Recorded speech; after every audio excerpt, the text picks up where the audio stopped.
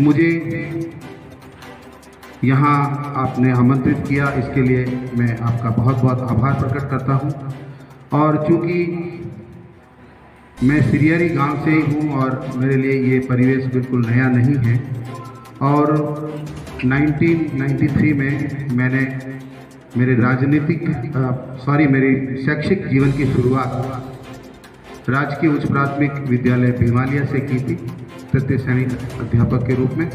1995 में मैं वरिष्ठ अध्यापक अंग्रेजी के रूप में कार्यरत रहा, 9 साल तक तकरीबन रानी गांव में। उसके बाद मैं 2 साल तक खौड़ में भी रहा। उसके बाद 2004 में लोक सेवा आयोग की जो प्रधान अध्यापक की परीक्षा है उसको पास करके मैं हेडमास्टर बना और बागोल में लगभग 3 साल तक सेवाएं दी।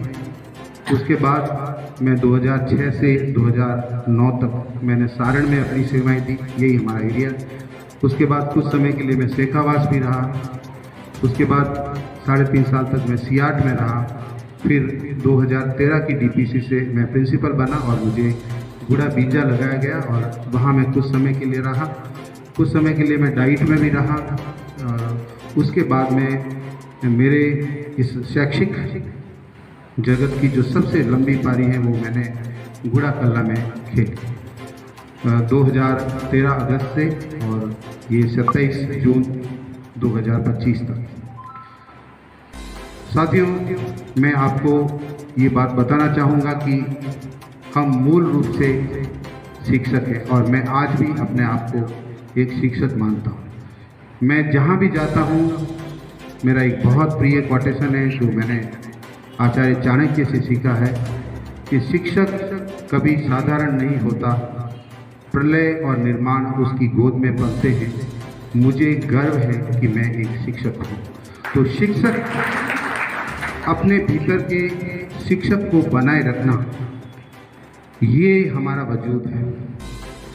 यदि हमारे भीतर का शिक्षक जीवित हैं तो समझिए कि हमारा पूरा जीवन का सार हमने ग्रहण कर लिया है।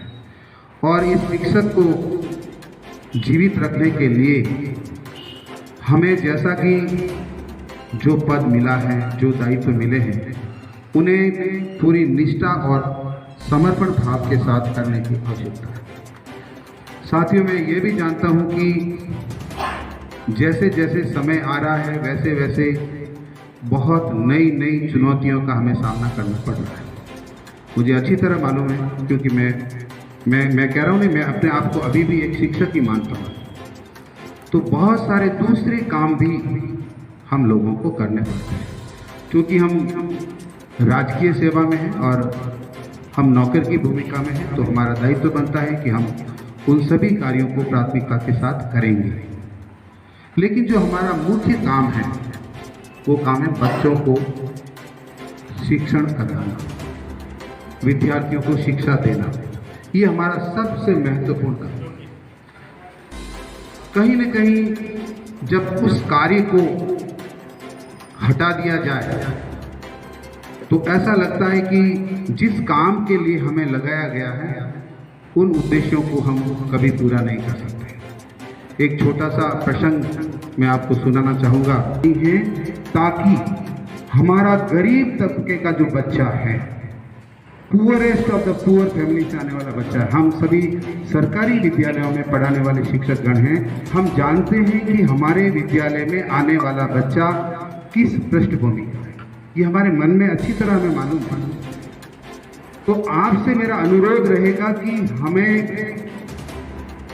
एक शिक्षक रह करके एक ऐसी चोट करनी है कि विद्यार्थी स्कूल में आकर कुछ सीख सके, कुछ पढ़ सके और वो अपने आप को इतना आनंदित महसूस कर सके कि इस स्कूल में पढ़ करके मैंने कुछ सीखा है, कुछ पाया।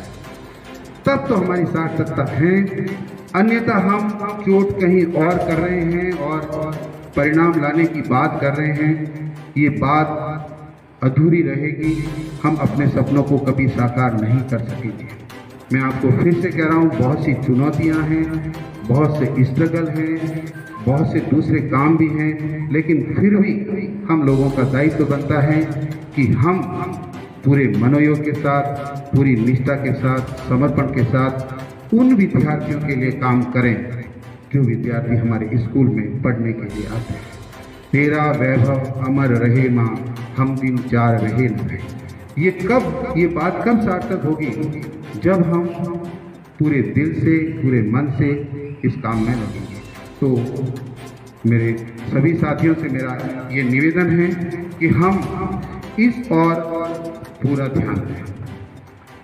मित्रों, जैसा कि मैं राणावास में ही पढ़ा हूँ और ये जब मैं पढ़ रहा था तो एक बार हायर सेकेंडरी स्कूल 1988 में मैंने 83% अंक प्राप्त किए थे और उस ज़माने के 83% का मतलब था पूरे राजस्थान भर में मेरा 12वां स्थान। तो मुझे सम्मानित किया गया था राणावास में और मुझे इनाम के रूप में 5 किताबें मिली।